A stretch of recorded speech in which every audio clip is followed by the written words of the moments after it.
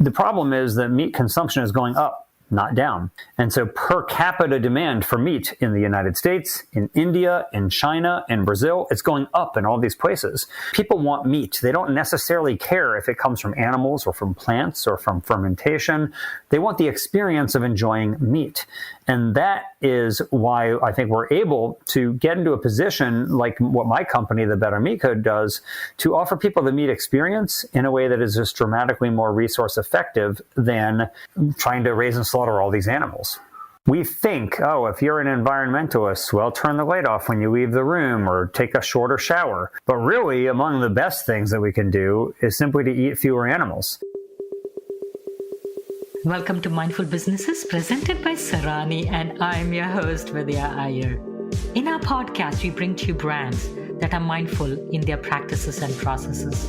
A mindful business adopts and employs sustainable social, economic, and environmental practices. With the growing impact on the planet by the meat industry, there has been a push to reduce meat in our diets now more than ever. Several plant-based meat startups like Beyond Meat and Impossible Burger have sprung up and are doing really, really well.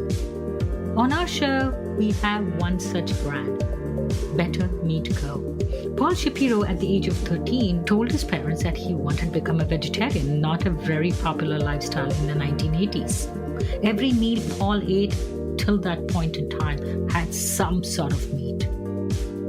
He began his journey to reduce the consumption of meat on the planet, first by lobbying for better farm and agricultural practices, then writing a book and giving talks about it.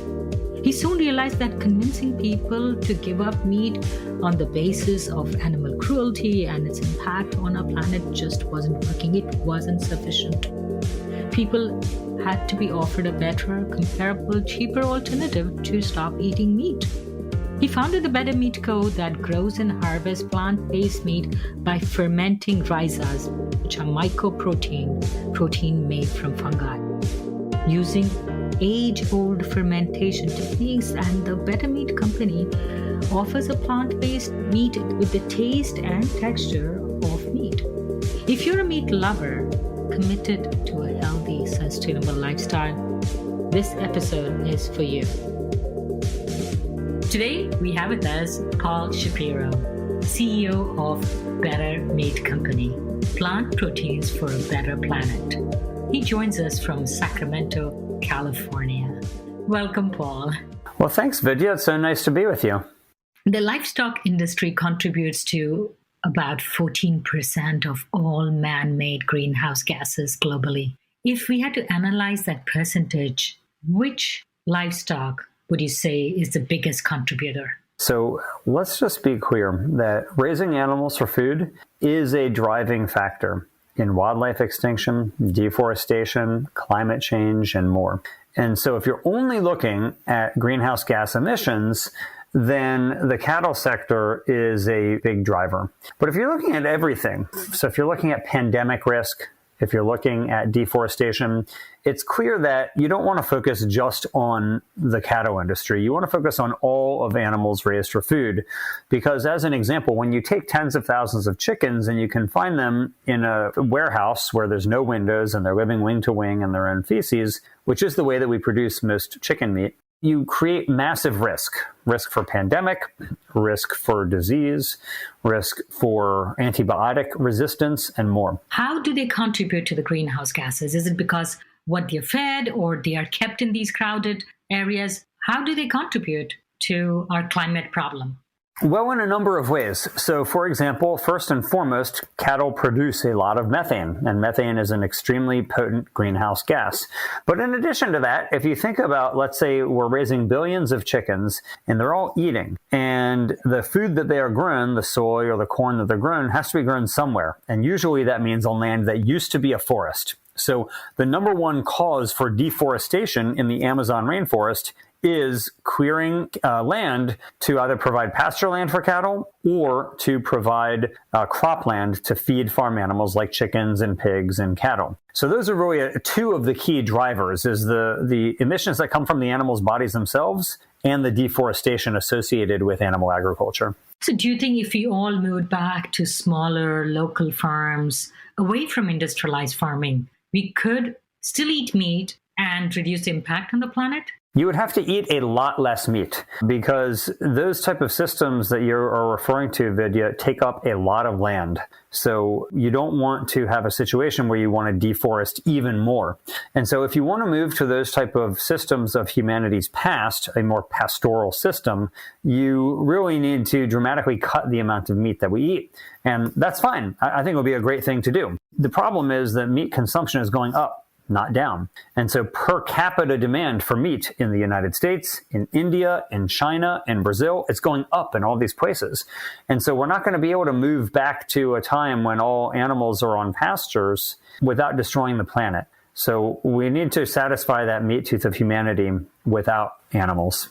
And you bring about a really good point. A friend's father was a well-known agricultural economist. His research was based in India, and on one of his trips in the 1970s, he actually made a documentary where he filmed an Indian family eating a meal without meat. And he's embarrassed about it now, but at that point in time, he actually felt that they had a diet which was not balanced, a diet which was insufficient. This was in the 70s, and the thinking was different.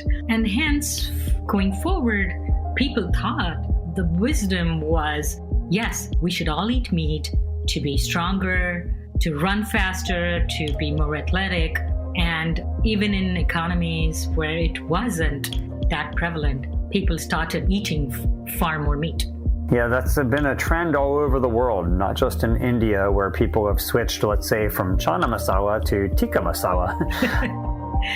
But also in China, that has been the case. So the Chinese have increased their meat consumption in the last 50 years by fourfold. So it's huge demands. It's not just that there's more humans, it's also that the humans who are here are eating more meat per human.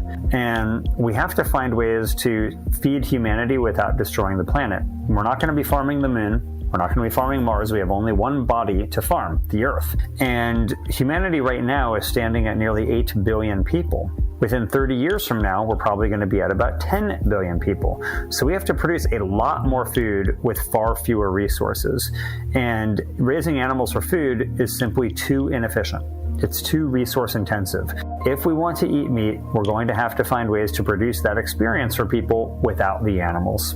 Let me play the devil's advocate. There is still a lot of hunger in the world. The innovations in farming, the improvements, the technology that the meat industry, the industrialization has helped feed the growing world population. Isn't there some sort of a balance that we can arrive at? There's no doubt that the industrialization of the food supply has dramatically increased the amount of food available to us. The problem is not that we have necessarily industrialized, let's say, rice production or wheat production or soy production. The problem is that when you industrialize animal production, you have such dramatic inefficiencies and you have enormous animal suffering. So when you try to make chickens live in an industrial warehouse, it causes them to suffer. Same thing with pigs or cattle. And so we can't treat animals the way that we treat rice plants, as an example. But independent of the suffering that we cause to these animals, which is vast, these animals simply consume too many resources. Even in an industrial setting, which is more efficient, they still are consuming too many resources. Too much land is needed, too much water is needed, and more. And so in the same way that we need to, let's say, create light without fossil fuels. I'm in a room right now and the light is on, and that light may be coming from coal, it may be coming from oil, it may be coming from solar, it might be coming from wind, but we all know it's just light. We have the same experience of an illuminated room. And it would be better if we could make sure that we got that same experience of an illuminated room but from renewables. Similarly, people want meat. They don't necessarily care if it comes from animals or from plants or from fermentation.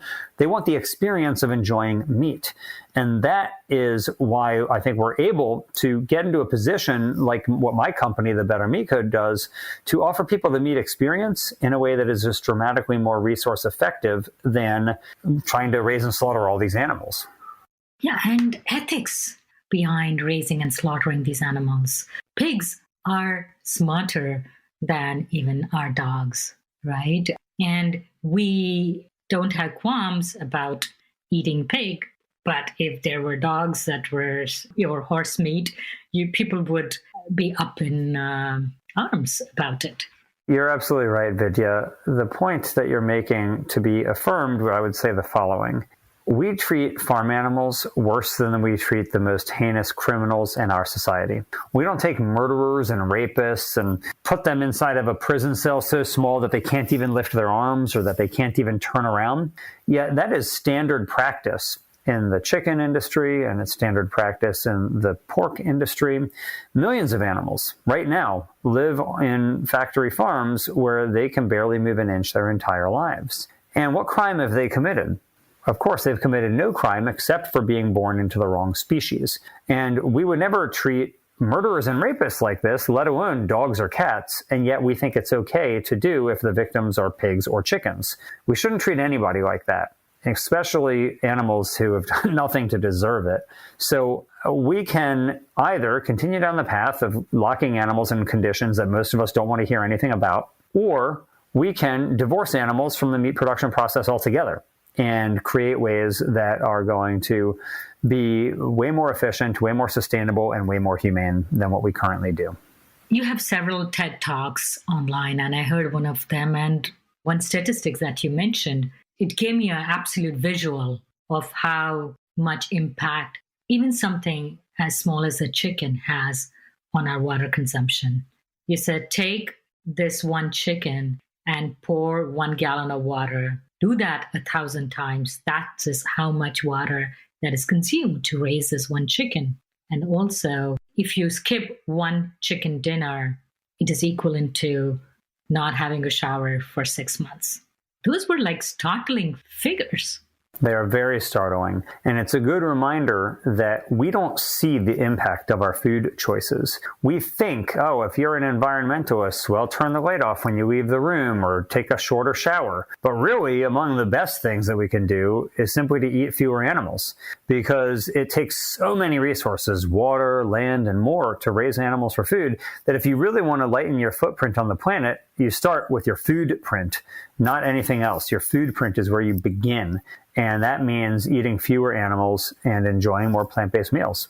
So are you a vegetarian? I am. And did you grow up as a vegetarian, or did life change you? I'd say life changed me, Vidya. When I was 13 years old, I made the decision to become a vegetarian.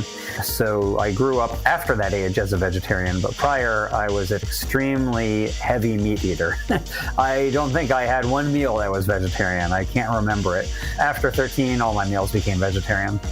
What did your mom have to say? Was she perturbed? I'm assuming this is about 30 or so years ago. Yeah, pretty much exactly that. Not that trendy, 30 years ago to be vegetarian. No, it certainly wasn't. But I mean, we knew about vegetarians. For example, I remember knowing at that time that Albert Einstein had been a vegetarian, that Mohandas Gandhi had been a vegetarian. Like, I knew that there were vegetarians. I knew that it could be done. And my mom, she's an animal lover. She wasn't a vegetarian then, but she's an animal lover and she got it. My parents were a little bit concerned about my nutrition. And so they asked that we go see a nutritionist. There's no Google back then. It's like Yellow Pages. And for those of you too young, Yellow Pages was Google before Google. And they got out the Yellow Pages and they picked out a nutritionist who was near us and they brought me to her. And just like by divine intervention, it seemed, she happened to be vegetarian herself. So that gave my parents the comfort that they needed to make sure I wasn't going to be harming myself. Of course, now we know it's actually healthier to eat like that. But back then, 30 years ago, people weren't really so knowledgeable about it. So let's talk about your journey. How did you arrive at being the CEO and founder of Better Meat Company? Vidya, I have spent the last 3 decades trying to figure out how can reduce humanity's reliance on animals for food. I'm so concerned about it, not only because of the animal cruelty that is involved in making all this food, which is a huge mission for me, is to end that, but also it's not sustainable. We just cannot feed humanity doing this. And so I wrote a book on the topic. That book is called Clean Meat: How Growing Meat Without Animals Will Revolutionize Dinner in the World. And in that book, I tell the story of the investors, the entrepreneurs, the scientists who are all racing to commercialize the world's first slaughter-free meat. And after writing that book, Clean Meat, I had a choice. I could either continue to write about the people who I thought would help solve this problem, or I could become one of those people myself. And I made the latter choice. And so nearly 4 years ago, I decided to start the Better Meat Co. and create technologies that would make replacing animals in the food chain even more cost effective and even tastier. So what was your inspiration to write the book? There must have been some triggers. I had spent a good amount of my life as a lobbyist working to try to improve agricultural sustainable policies. And what ended up happening was I thought maybe there's a better way. Maybe rather than trying to change laws, I could simply compete in the market and create products that were better. So think about it like this. We used to write with quill pen, and we live plucked geese for those quills. It's a very inhumane practice. But nobody stopped using quill pens because they cared about the geese. They stopped because fountain pens were invented. And once you had a fountain pen, it was an easier way to write than a quill pen. And so the inventor of the fountain pen, despite not caring about geese, liberated geese from being live plucked. Similarly, we used to exploit horses to transport us all around. But we didn't stop exploiting horses because we cared about them. We stopped because we had cars. And the list goes on and on and on. And I thought, maybe the same is so with farm animals. Maybe we will not stop exploiting farm animals because we care about them, but maybe a new technology will render their exploitation obsolete. And that's why I wrote the book, to explore that idea. I think you spoke somewhere about the same analogy between the fat from the whales made it obsolete because kerosene came on the market and it was so much cheaper and more efficient. Exactly. So if you think about 150 years ago, the light in our homes pretty much came from whale oil. And we slaughtered huge numbers of whales in order to try to provide enough lighting for our society. In the end, though, whales were not liberated from harpoons because anybody cared about whales. They were liberated because kerosene was invented, which created a cheaper, cleaner way to light our homes. And that transition away from whale oil and toward kerosene, away from horses to cars, away from geese to metal fountain pens. There's so many other stories that are like this, where we have stopped doing something horrible to animals, not because we cared about the animals, but because we invented better ways that didn't rely on the exploitation of animals to do them. And when you contemplate that, then you ask yourself, well, how is it that we're going to move away from confining animals in these factory farms? And I don't think it's going to be because people are so moved by animal suffering. I wish that was true. I'm sure there will be some people who are moved to action by that. But it seems like most people are quite happy to eat meat and they don't want to know how animals are treated. So talk about your innovation. How did you come up with the idea of creating a plant-based meat? Well, it's certainly not my idea to create plant-based meat. People have been doing it for many hundreds of years. The very first record in human history of a recipe for plant-based meat goes back to more than 1,000 years ago in ancient China. And there's a recipe for mock lamb.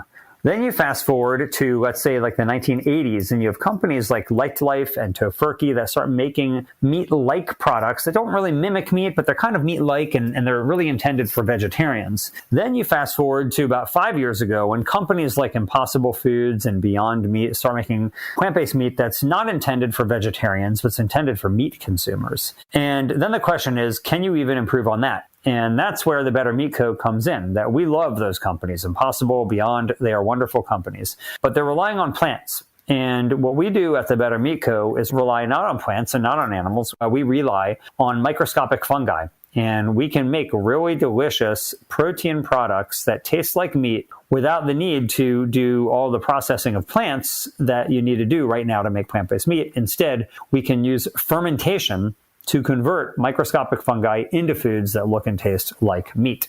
So your average consumer is somebody who likes the feel, the taste of meat and wants that same experience, but without the animal and without just taking plants. It's grown with Rhizas. Rhiza is the name that we call what's a mycoprotein. So that's protein made from fungi.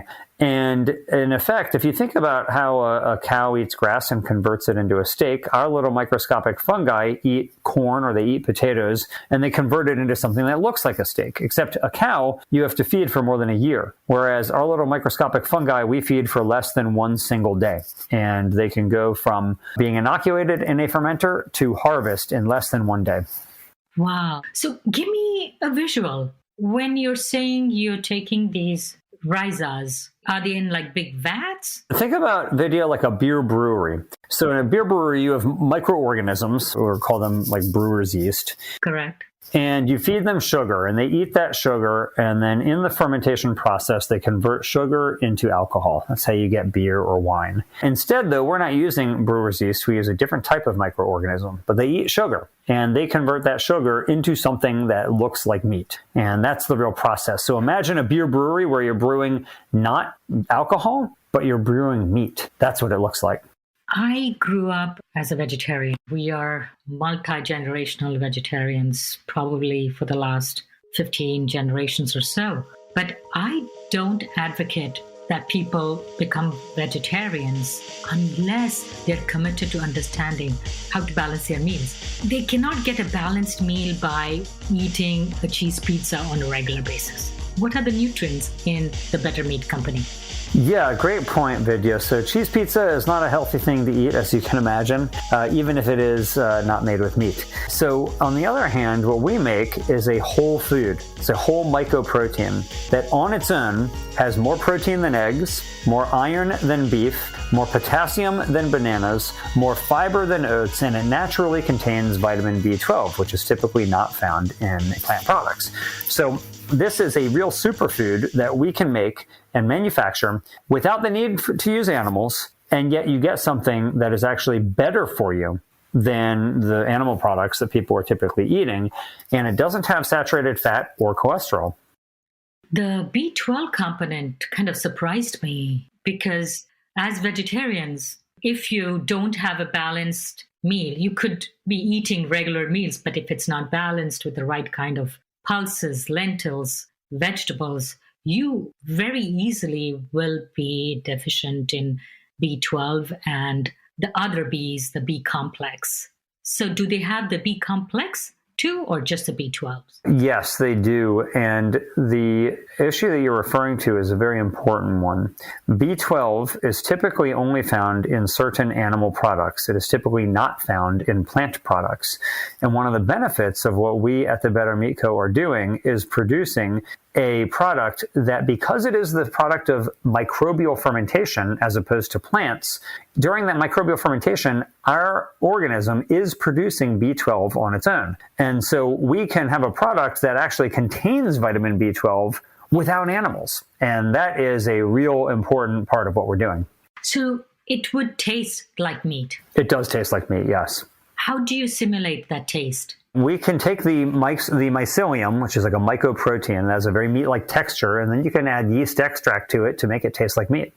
I would like your product, but I am not used to the taste of meat. Would you be able to make a product? I mean, your product sounds fascinating. Vidya, what the problem is that for people who are lifelong vegetarians like yourself who don't like meat, you may not like it. But for people who really enjoy eating meat, for them, it's a great product. So I may not like it because of the texture and the taste? Yeah, it's like meat. Would you enjoy eating meat?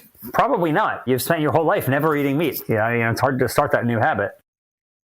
So you harvest every day? Well, we're not running a full-scale commercial plant. We run a pilot plant that we're primarily conducting R&D at. So we're not trying to maximize production here at this facility. But we will. We will build a full-scale commercial production facility where we will be harvesting every single day and creating a river of our mycoprotein to flow through the food industry to help reduce the food industry's reliance on animals. So you said about 1,000 years ago, the Chinese made plant-based meat. Yes. Is your process similar to that, or is it different? No. Yeah, what the Chinese did was they took a combination of wheat protein and soy protein. And what they did was combine that to make like a mock lamb. And that product is actually not that dissimilar to the way that plant-based meat was made through the 1980s and 90s. Starting around the 90s, we, meaning humans, did start figuring out how to texturize plant proteins to make them even more meat-like. And then starting around like 2010 or 2015, we started getting even better at texturizing and flavoring those products to make them even more meat-like. But what we're doing is not relying on plants, which is what the Chinese were doing. It's relying on microscopic fungi. So when I go to a Chinese restaurant and they serve me mock duck in their vegetarian section, is that the same thing? Or it's actually not that dissimilar to what was done 1,000 years ago. And that doesn't taste like meat at all, actually. I don't think it's fooling many people. I actually like it. I think it tastes good, but I don't know that many people eat it thinking that it's going to be identical to meat. Yes. I understand the importance of your product and how important it is for the planet. How different is your food from processed food? Something that is processed, like our cereals in the morning that we eat. The cereal is generally not a whole food, right? So if you're going to consume certain foods that are made from corn or from wheat, oftentimes they'll have like extracts from those foods. Ours is a whole food. We're not extracting it. We're not isolating it. We're not fractionating it. Ours is a whole food that you can enjoy that has a naturally meat-like texture. So those cereals are far more processed, frankly, than what we make. The simplest solution that I see is make everybody switch to a plant-based diet. Do you think that would be too difficult? I would be very thrilled for people wanting to eat a plant-based diet. That's how I eat. I think it's fantastic. My wife is a plant-based cookbook author, so I'm all for it. I think it's fantastic. At the same time, we have to play the cards as they are dealt. And the cards that have been dealt are that humanity wants to eat meat. I mean, that's just the way it is. I don't like it. I'm not saying I want it that way, but that's what people want. And as soon as they start getting more money in their pockets, they start buying more meat. And that's the reality. What generally increases meat consumption is increased wealth, and what generally decreases meat consumption is less wealth. And we want humanity to become wealthier. We want people to escape from poverty and enter the middle class. But we need to supply ways to complete that desire that people have for meat without so many problems associated with it. It's kind of like saying, look, when people enter the middle class, they start emitting more fossil fuels, right? Or more greenhouse gas emissions because of their increased use of fossil fuels. And that's a problem. And so can we make refrigerators that don't run on fossil fuels? Can we get cars that don't run on fossil fuels? Can we make meat that doesn't involve animals? That's the real question. Take a serving of beef and a serving of the better meat company's beef substitute. Would the nutritional values be equivalent?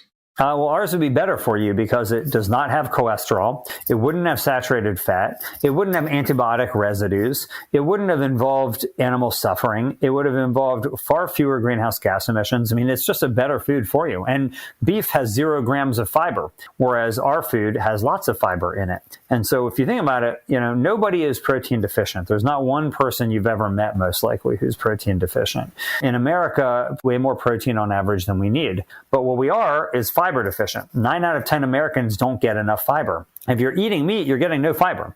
Fiber is absent from animals because animals have skeletons. That's what holds us up. We have skeletons. Whereas plants don't have skeletons, so they have fiber that holds them up. And so you end up getting fiber from eating plants, not from eating beef. And so most people are deficient in is fiber, not protein. And you don't need all that saturated fat and cholesterol and so on. So our product is better for you. But in terms of comparable nutritional values, are they the same, like I get so many grams of protein, I get so many grams of other vitamins. And if you were eating our product on its own, it's a little bit less protein, but it's more iron and it's more fiber and it's more potassium and it's better for you in general. Now we come to the cost, because it has to be comparable to the beef or at least less than that. How expensive do you envisage the better meat companies needs to be? The products that we're making now, Vidya, are approximately the same price as beef. We're not yet at chicken prices, which are much cheaper, but we aim to be there. Our goal is to get down that far. How about if you compare it to organic meats?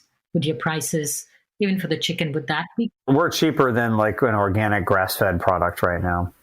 Has there been a lot of VC funding in these industries, these innovations? Yes, the big companies in this space are pretty much all VC funded. Do you have VC funding at this point? We do, yes. That is an important component of this business model. We wouldn't be capable of doing the R&D that is necessary for us to make our products if we didn't have venture capital funding that was betting on our success. Our investors have actually been fantastic for us. They have helped us not just with funding, but they've really helped to guide us to be more effective than we would have been without them. So to be honest with you, Vidya, I found that our investors are a lot more than just the capital that they provide, that they actually do some really important things for us for introductions, guidance, and more. When will the Better Meat Company products hit the market? Well, some of our products are already in the market. We are a B2B ingredients company, so we sell to companies like Purdue Farms, and they have products in the market that contain our ingredients today. Those are in thousands of supermarkets. But the mycoprotein that we've been talking about that we create via fermentation here in Sacramento, we are hoping that we can bring those to market within the next year or so, but we need to increase our capacity. Right now we can't produce enough in order to meet the demand. So we need to be able to produce a lot more than we can produce right now. This has been such a fascinating journey, especially for me as a vegetarian, to learn about the Better Meat Company, the innovation, and how wholesome the product can be. Thank you so much, Paul, for coming on Mindful Businesses. Vidya, it was my pleasure. I love talking with you. Thank you for all that you're doing to create a more sustainable future for the business community. I really appreciate it. You're listening to Mindful Businesses, hosted and produced by Vidya Iyer. We would love to hear from you. Send us a voice note with your questions or comments to mindfulbusinessespodcast.com. If you're a creator of a mindful brand or would like to recommend a mindful brand to be featured on our show, send an email to info@mindfulbusinessespodcast.com. Subscribe, rate, and review us on Apple Podcasts. If you learned a thing or two from this episode, share it with one friend. We recorded this podcast in Philadelphia, Pennsylvania. Theme music composed by Tatum Gale. Our marketing assistant is Caitlin Milligan. Our advisors are Jim Stone and Anupama Pasricha. This is Vidya Iyer with Mindful Businesses.